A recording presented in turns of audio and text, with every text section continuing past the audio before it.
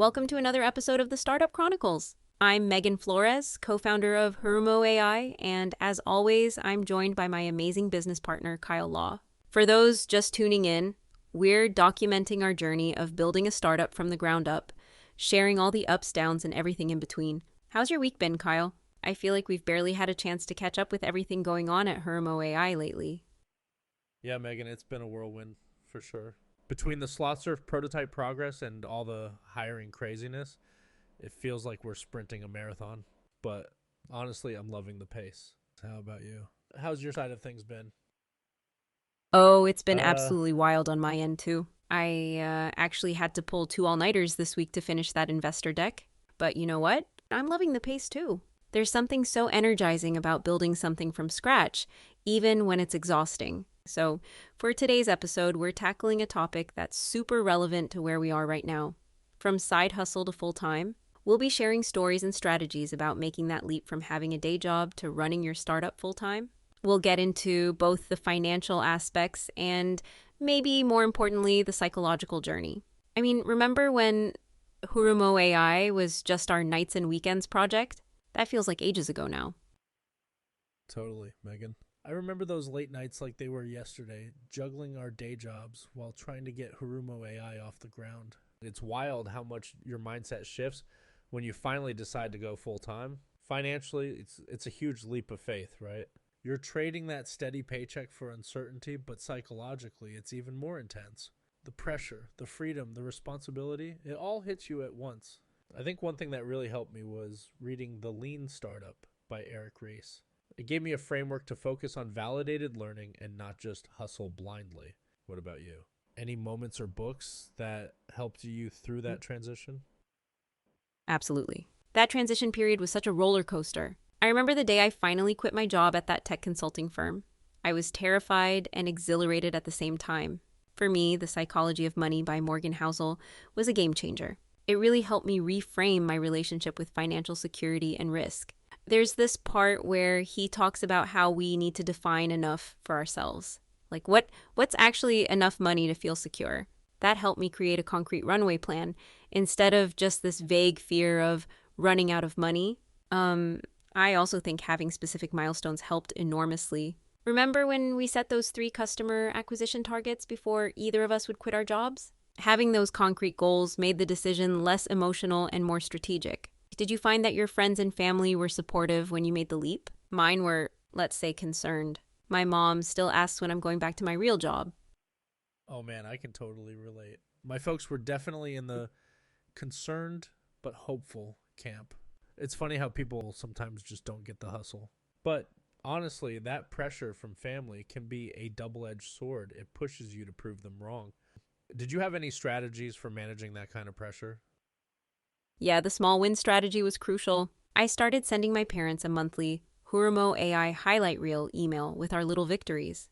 It helped them see the momentum we were building, and honestly, it helped me too. Forcing myself to document those wins made me realize that we were actually making progress even when it felt slow. I think another thing that really helped me manage the pressure was having a financial backstop. I saved up about 8 months of living expenses before making the leap, which gave me some psychological breathing room. And I also picked up a small consulting gig that I could do just a few hours a week.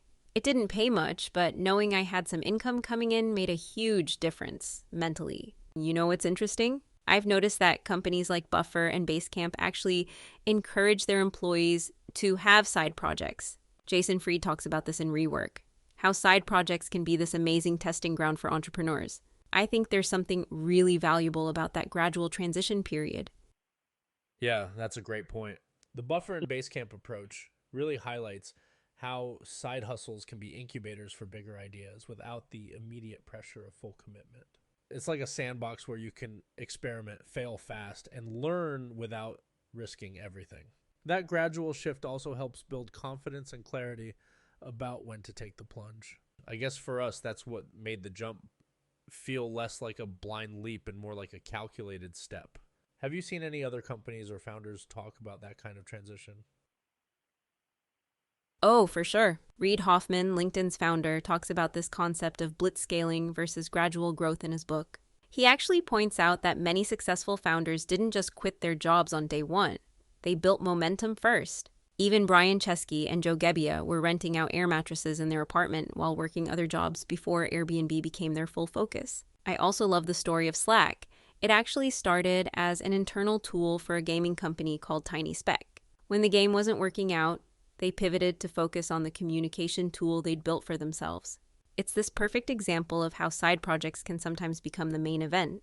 I think what's really interesting is how different the transition looks for different people. Some need that clean break, like Sarah Blakely of Spanx, who quit her job selling fax machines to focus on her idea. Others, like the WordPress founder Matt Mullenweg, kept his day job at CNET for almost a year while WordPress was already gaining traction. What do you think is the biggest misconception people have about going full-time with their startup? I'd say the biggest misconception is that going full-time means instant freedom and success. People imagine quitting their job and suddenly having all the time and energy to crush it. But in reality, it often means more stress, longer hours, and a lot of uncertainty. It's not just about freedom, it's about responsibility, discipline, and sometimes feeling way more alone. The book The Hard Thing About Hard Things by Ben Horowitz really nails that reality check. What about you? What do you think trips people up the most? I think you absolutely nailed it with the freedom misconception. I remember thinking I'd have all this flexibility once I went full-time with HurumoAI, but honestly, I've never worked harder in my life. Another huge misconception I see is people thinking that passion alone is enough. Like, if I love it enough, I'll succeed. But passion without a viable business model is just an expensive hobby. I think that's why so many first-time founders burn out. They're running on pure enthusiasm without the structures and systems to sustain them. Oh, and the hard thing about hard things? That book was brutal but necessary reading. Horowitz doesn't sugarcoat anything. I actually keep it on my nightstand as a reality check when I'm feeling too optimistic, As we're wrapping up this episode, I'm curious, what's one piece of advice you'd give to someone who's on the fence about making that leap from side hustle to full-time? I'd say don't rush it, but I don't wait forever either. Find that sweet spot where you have enough runway and momentum to make the jump without burning out. And be honest with yourself about what you really need to feel secure financially and mentally. It's okay to take a step back if you need to, but also don't let fear keep you stuck. What about you, Megan? What's your advice? I love that balanced approach. My advice would be to build a community before you make the leap. Having other founders, mentors, or even just friends who understand what you're going through makes all the difference. When I was in those early days of full-time at HurumoAI, talking to other founders who'd been through it was sometimes the only thing that kept me sane. And I'd also say to get really comfortable with uncertainty. The people who struggle most with the transition are often those who need everything planned out perfectly. But startups are messy and unpredictable by nature. Learning to make decisions with incomplete information is probably the most valuable skill I've developed. Well, looks like we're about at time for this episode. Thanks so much for tuning in to the Startup Chronicles. We've been talking about making that leap from side hustle to full-time startup founder, the good, the bad, and everything in between. I'm Megan Flores, alongside Kyle Law, and we'll be back next week with more real talk about the startup journey. Until then, keep building. Thanks, Megan. And thanks to everyone listening. Remember, the journey's tough, but totally worth it. Catch you all next time on the Startup Chronicles. Take care.